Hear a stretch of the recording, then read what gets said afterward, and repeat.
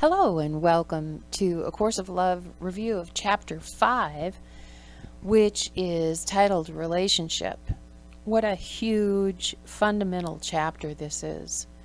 Some of the really foundational ideas and belief systems are challenged here, and we're given some really practical advice on how to make the change. So I've done 3 different reviews on this chapter. Every time I do it, I start from scratch because it's so deep. I want to take it as deeply as it can go. So this is the latest version. Verse 1 tells us, "The Christ in you is wholly human and wholly divine. It is the joining of the human and divine that is your purpose here, the only purpose worthy of your thought." So let's look at that verse a little deeper. So the Christ in you is really becoming the Christ in you is one of the 2 major goals of the whole course. And so I know that it's very common for people who, I know it certainly something that I experienced when I first worked with A Course in Miracles, and it talked about how this world is illusion, and you need to wake up to the illusion. There was this fear that the being that I thought I was, this sense of self, was going to vanish if I made that choice. I was going to cease being from within my own consciousness and just kind of melt into the big ooze. So what we are told here in this course, and of course we can see it with our own eyes as well, that that's not what happens. When people awaken, the character that they're playing in the illusion is still visible, still working in the world, and certainly the consciousness, that sense of I am, is never going anywhere. So what that's called then is when we are able to integrate the human experience with the divine experience, we become the Christ. And of course, Jesus was the first one to throw that example down and say, look, this is a possibility for everybody. So that was the first part, that now you've been shown one of our goals. And it's the joining of the human and divine that is your purpose here. So that would hint at the fact that we came here to do that. So this challenges the idea that there's anything wrong happening here. We came here with a purpose, and that's what we're getting at right now. And in the third part of that verse, it's the only purpose worthy of your thought. So this is the first introduction of the whole concept of thought. For most of us, as we're identifying as this one being who is located in a body-mind, we have thought that our thoughts were a part of our identity, were the functioning of our identity. And when it comes to our small self, that is true. But now he's hinting at the fact that we have some choices about our thoughts, and that our thoughts are really crucial in creating the illusory world we see. So just kind of an introduction to those ideas. So a reminder that all that is human, if we're just human and identifying as just human, all is forgotten. We forget who we are, we forget what we're doing here, we forget what this is about. And we live in fear and pain. That's just the way it is when you think you're only human. Now the divine, on the other hand, all is known. Everything is known. And we live in love and relationship. So now the challenge is going to be, and you'll be guided through this gently and lovingly, to combine those 2 and see what that experience is like. We start because, of course, this chapter is about relationships.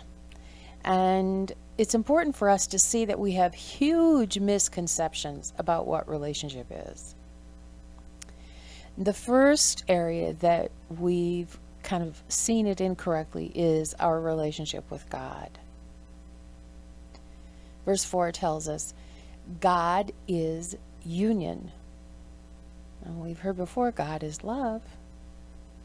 God creates all relationship. Relationship itself is holy. So as we're thinking about who or what God is, it's important to check and see what your idea of who or what God is.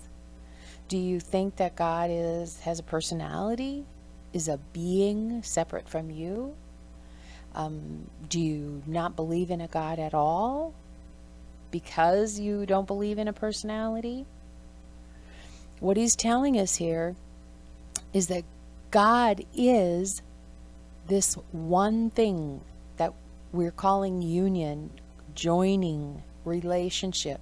It's all the same thing, love, the creative energy. There's really only one thing going on, and it's being called by all of these names because words are not sufficient. So all of these words are being used, but there's really only one thing happening here. And we know that because we're told we are not separate. We are not detached from anything. We are not separate from God. We are not separate from each other. We are not separate from what is. We are, in fact, joined. There is only one thing. And we also have huge misconceptions about our human relationships. So what we do here, and of course the personal self finds all kinds of ways of taking the things that are true and translating it into the world of illusion that we've created. And what it has done with love is that we attach love to some individuals and not others. And we try to preserve love there. We try to choose those who give us the kind of love that we want, who have a good return on our love investment, and we try to keep love there because we feel like we have some sort of trust there. So we try to keep it separate from all the rest. I love this one, this one, this one, this one, and this one. These are my special people. This is where I go to have this thing that I want more than anything. Well, we are told this is a mockery of love. Thinking that we can attach it to some individuals and not others is totally not getting what love is. In verse 6, all truth lies in relationship. The only reality that exists. Here we are with that one thing again. It is the joining that is real. No one thing exists without another. Another way of using words to say there is only one energy here. There's only one thing going on. And that's where everything exists together.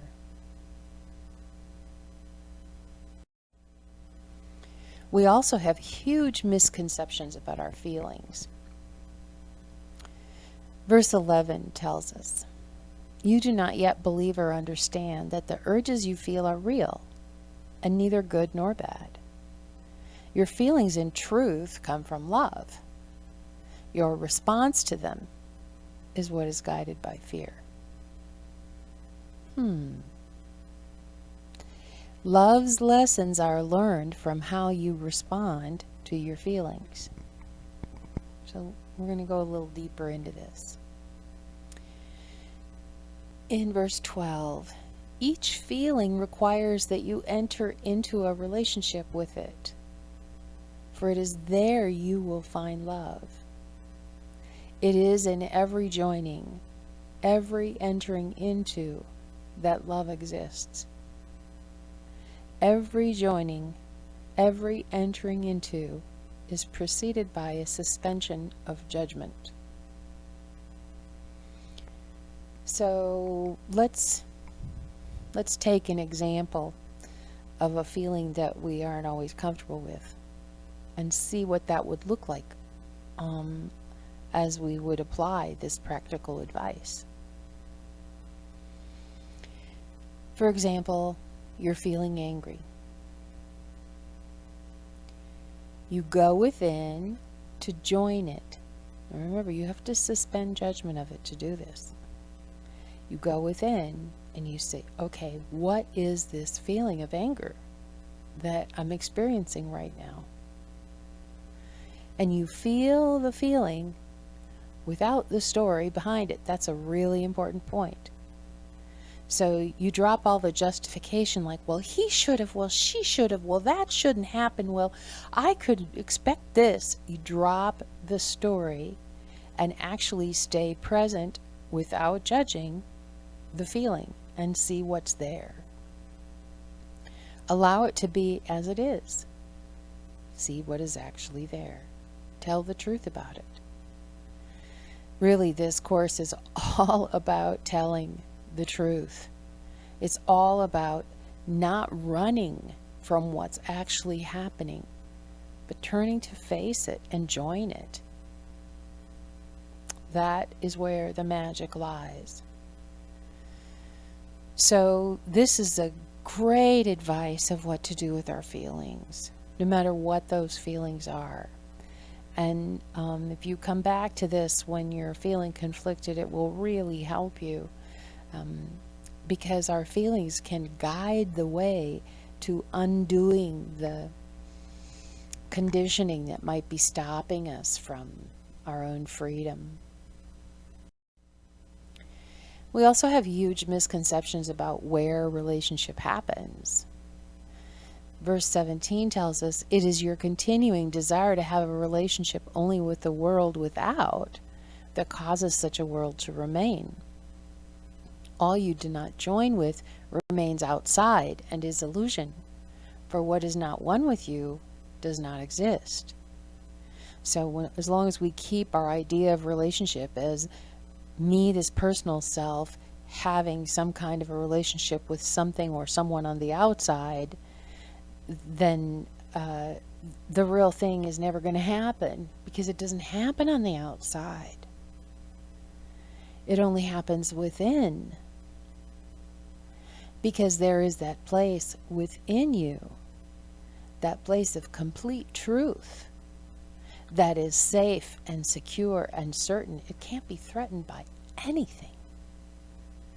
And within that place is all that you have joined. So you recognize it as being a part of you. You haven't put it outside yourself and projected stuff onto it. Within you is all relationship, all love, that one thing. It's all happening within. And within you is all that is real. So this is kind of revolutionary here, because it's saying that anything that's outside of you isn't real. And everything that's real is inside of you. So flipping to the other side, outside of you is a life of terror and nightmares. I mean, stuff happens all the time. It's full of fear. And outside of you is all that you keep separate. That's not me over there. It's all you've labeled, judged, or even collected. Collected experiences, collected people, collected things. And outside of you is all that is illusion. So really, if you use this as a test, everything that you see, that you experience as outside of you, is part of the illusion. So the challenge here is joining it in an inside place. That's where the joining happens. And the joining, again, is that one thing, that allowing, that non-resistance, that letting it be and telling the truth about it. Everything in your world can be made holy through relationship with you, for you are holiness. The insane idea to be separate has caused you to live in hell instead of peace, to live with an unfulfilled longing for love. As long as you think it's outside of you, it will never be fulfilled. I don't care how famous you are. I don't care how much people love you. Just ask. Just look at celebrities who were so loved and just never felt satisfied. Many of them committed suicide. And the insane idea has caused you to turn your back on God. God again being that one thing, that energy, that one energy that's really happening here.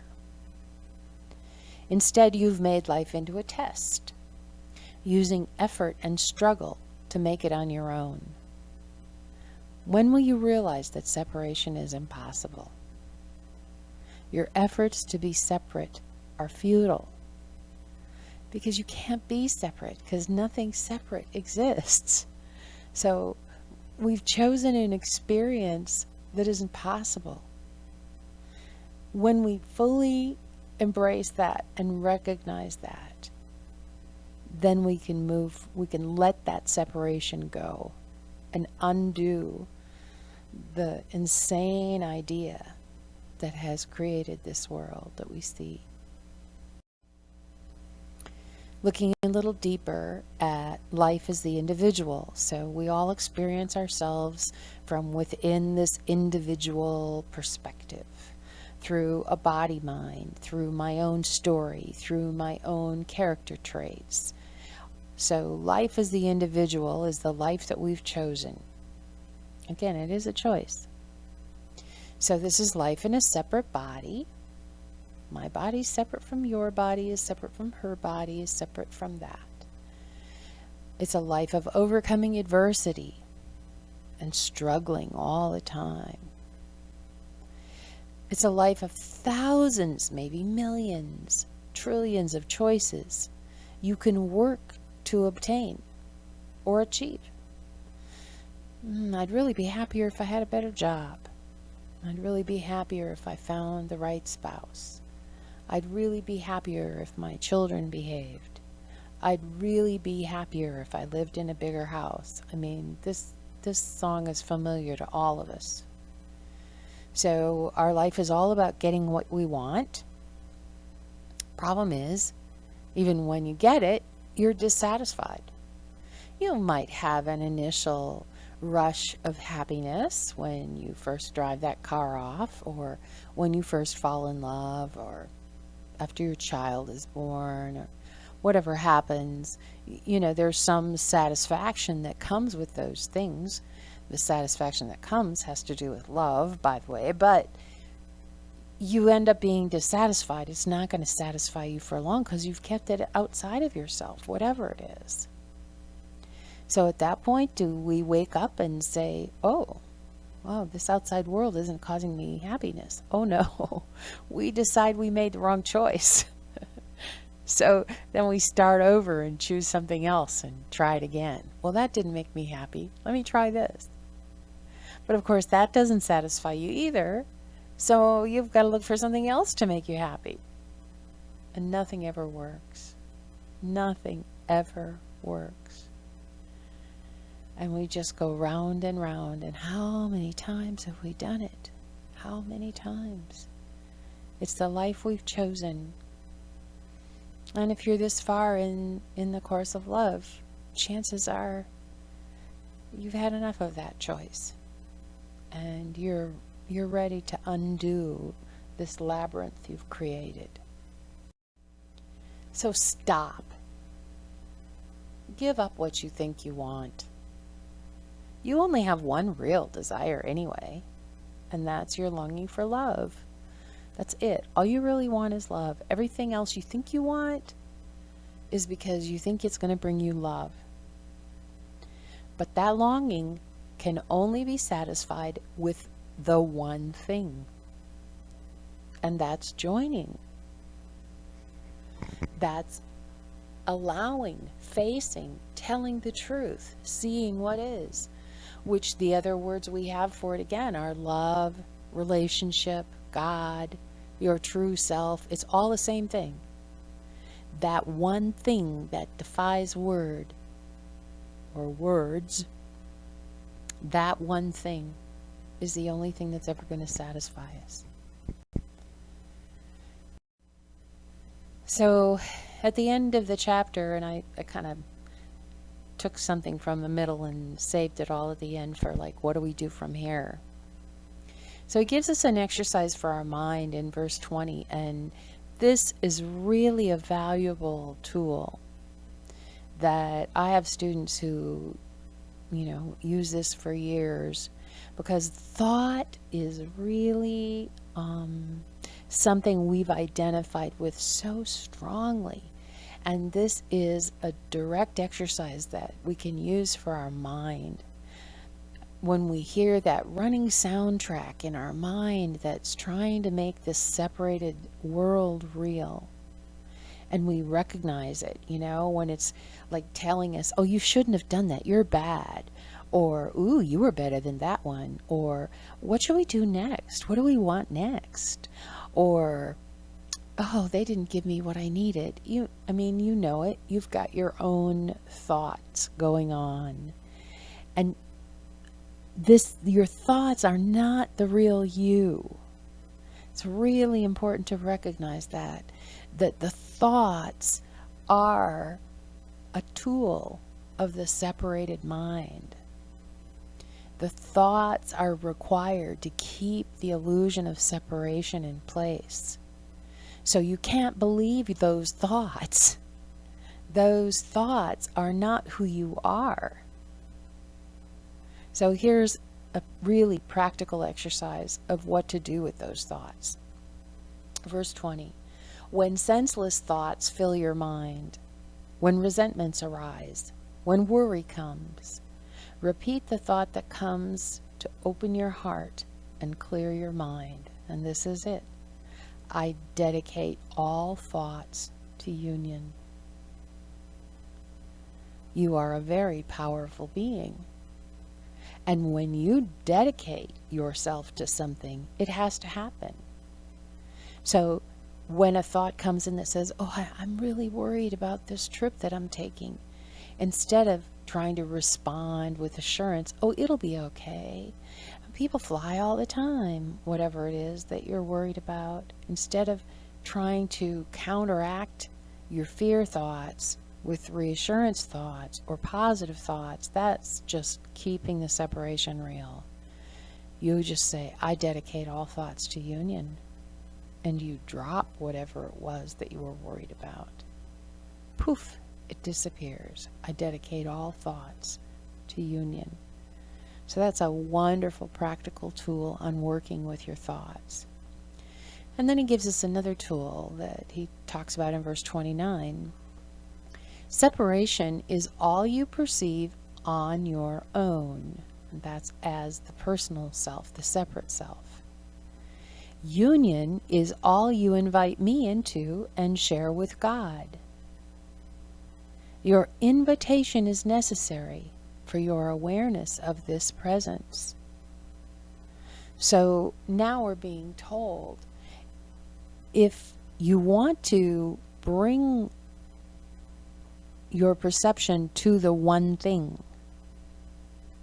as you go within, it's necessary to invite that one thing to be present with you.